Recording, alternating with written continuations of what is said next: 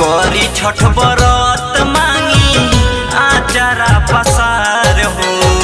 करी छठ बरत मांगी आचारा पसार हो। गोदी में ललनवा दे दो माई एक बार हो। गोदी में ललनवा दे दो माई एक बार हो। गोदी में ललनवा दे दो माई एक बार हो। रोहित रिकॉर्डिंग स्टूडियो पुराना।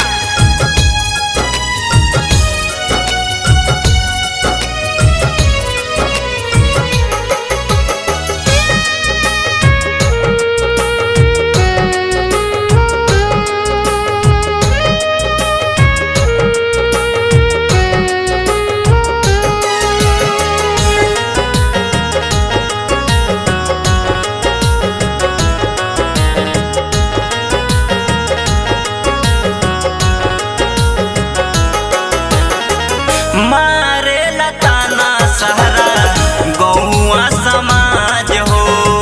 गोदिया दी भर माई लागे बड़ी लाज हो। मारे लताना सहरा गौआ समाज हो। गोदिया दी भर माई लागे बड़ी लाज हो। ओही से तो एगो छठी माई बावे संसार हो। गोदिया में ललना दे दी माई एक बार हो। गोदिया में ललना दे दी माई एक बार हो। गोदिया में ललना दे दी माई एक बार हो। Music by Rohit Yadav.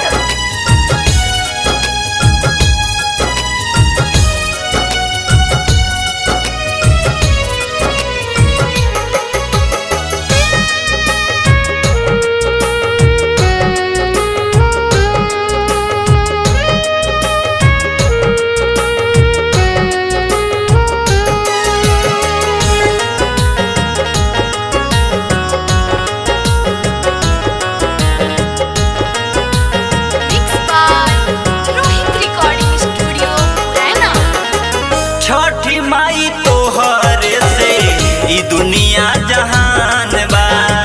UP Bihar में पूरा लोग में सम्मान बा। छठी माई तोहरे से दुनिया जहान बा। यूपी बिहार में पूरा लोग में सम्मान बा। रंजित सलेंदर के गोदी बेरा पार हो। गोदी में ललनवा दे दी माई एक बार हो। गोदी में ललनवा दे दी माई एक बार हो।